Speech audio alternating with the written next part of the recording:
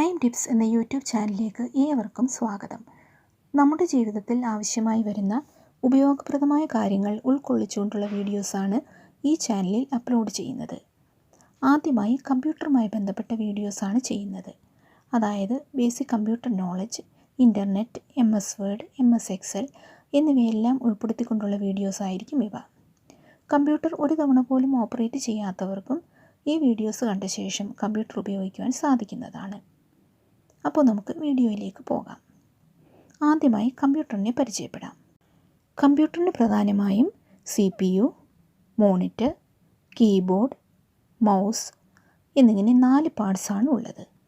കീബോർഡും മൗസും ഉപയോഗിച്ച് കമ്പ്യൂട്ടറിലേക്ക് pass on ചെയ്യുന്ന അഥവാ ഇൻപുട്ട് ചെയ്യുന്ന ഡേറ്റയും കമാൻഡ്സും CPUയിലാണ് പ്രോസസ്സ് ചെയ്യപ്പെടുന്നത്. അതിൻ്റെ റിസൾട്ട് നമുക്ക് മോണിറ്ററിൽ കാണാൻ സാധിക്കുന്നു. കമ്പ്യൂട്ടറിലേക്ക് ഡേറ്റയും കമാൻഡ്സും ഇൻപുട്ട് ചെയ്യുന്ന ഉപകരണങ്ങളെ ഇൻപുട്ട് ഡിവൈസസ് എന്ന് പറയുന്നു. അപ്പോൾ കീബോർഡും മൗസും ഇൻപുട്ട് ഡിവൈസസ് ആണ്. ഇവയെ കൂടാതെ ഗെയിം കളിക്കാൻ ഉപയോഗിക്കുന്ന ജോയ്സ്റ്റിക്ക്, സൂപ്പർ മാർക്കറ്റിലും മറ്റും ബാർകോഡ് റീഡ് ചെയ്യാൻ ഉപയോഗിക്കുന്ന ബാർകോഡ് റീഡർ, ഡോക്യുമെൻറ്റ്സ് സ്കാൻ ചെയ്യാൻ ഉപയോഗിക്കുന്ന സ്കാനർ തുടങ്ങിയവയൊക്കെ ഇൻപുട്ട് ഡിവൈസസ് ആണ്. ഇനി നമുക്ക് ഔട്ട്പുട്ട് ഡിവൈസസ് എന്താണെന്ന് നോക്കാം. കമ്പ്യൂട്ടറിലേക്ക് നാം ഇൻപുട്ട് ചെയ്ത ഡേറ്റയോ കമാൻഡ്സോ പ്രോസസ്സ് ചെയ്ത ശേഷം അതിൻ്റെ ഫലം നൽകുന്ന, അതായത് ഔട്ട്പുട്ട് നൽകുന്ന ഉപകരണങ്ങളെയാണ് ഔട്ട്പുട്ട് ഡിവൈസസ് എന്ന് പറയുന്നത്. അപ്പോൾ നമുക്ക് മനസ്സിലാക്കാം, പ്രിൻ്റർ, സ്പീക്കർ, ഹെഡ്ഫോൺ തുടങ്ങിയവയെല്ലാം ഔട്ട്പുട്ട് ഡിവൈസസ് ആണ്.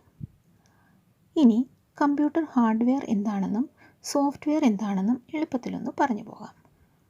നമുക്ക് കാണാനും ടച്ച് ചെയ്യാനും സാധിക്കുന്ന കമ്പ്യൂട്ടറിൻ്റെ പാർട്സിനെയാണ് നമ്മൾ ഹാർഡ്വെയർ എന്ന് പറയുന്നത്. ഉദാഹരണമായി മോണിറ്റർ, കീബോർഡ്, CPUവിൻ്റെ ഉള്ളിലെ മദർ ബോർഡ്, പ്രിൻ്റർ തുടങ്ങിയവ. ഇനി സോഫ്റ്റ്വെയർ എന്താണെന്ന് പറയാം. ഒരു പ്രോഗ്രാമിനെ അഥവാ ഇൻസ്ട്രക്ഷൻസിൻ്റെ ഒരു സെറ്റിനെയാണ് നാം സോഫ്റ്റ്വെയർ എന്ന് പറയുന്നത്. ഉദാഹരണമായി MS Word, MS Excel, Windows തുടങ്ങിയവയെല്ലാം സോഫ്റ്റ്വെയറുകളാണ്. അടുത്തതായി UPSനെ കുറിച്ച് മനസ്സിലാക്കാം.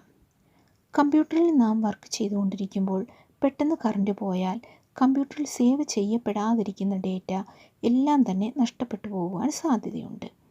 എന്നാൽ UPS കണക്റ്റഡ് ആണെങ്കിൽ കുറച്ച് സമയം കൂടി നമുക്ക് UPSൻ്റെ പവറിൽ വർക്ക് ചെയ്യാം. ഈ സമയം കൊണ്ട് സേവ് ചെയ്യാനുള്ള ഫയൽസൊക്കെ സേവ് ചെയ്ത ശേഷം, അഥവാ കറണ്ട് അതുവരെയും തിരികെ വന്നില്ലെങ്കിൽ വളരെ സേഫായി നമുക്ക് കമ്പ്യൂട്ടർ ഷട്ട് ഡൗൺ ചെയ്യാവുന്നതാണ്. അതുപോലെ പവർ ഫ്ലക്ച്വേഷൻസ് കാരണം കമ്പ്യൂട്ടറിന് ഉണ്ടായേക്കാവുന്ന ഡാമേജസിൽ നിന്നും നല്ല ഒരളവിൽ സംരക്ഷണം ലഭിക്കുവാനും UPS സഹായിക്കുന്നു. അടുത്തതായി കമ്പ്യൂട്ടർ ഓൺ ചെയ്യുന്നത് എങ്ങനെയാണെന്ന് മനസ്സിലാക്കാം. മറ്റേതൊരു ഇലക്ട്രിക് ഡിവൈസിനെ പോലെയും ആദ്യം സ്വിച്ച് ബോർഡിൽ പ്ലഗ് ഓൺ ചെയ്യുക. അതിനുശേഷം UPSൽ കാണുന്ന പവർ ബട്ടൺ പ്രസ് ചെയ്ത് UPS ഓൺ ചെയ്യുക. പിന്നീട് CPUവിലെ പവർ ബട്ടൺ പ്രസ് ചെയ്ത് CPU ഓൺ ചെയ്യുക. അപ്പോൾ മോണിറ്റർ ഓൺ ആകുന്നതായിരിക്കും.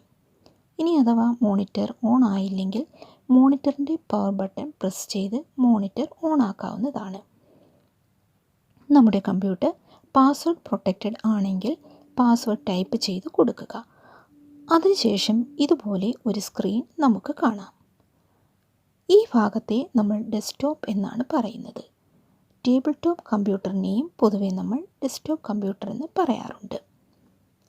ഇനി ഇവിടെ നോക്കിയാൽ ചെറിയ ചെറിയ കുറേ പിക്ചേഴ്സ് കാണാം.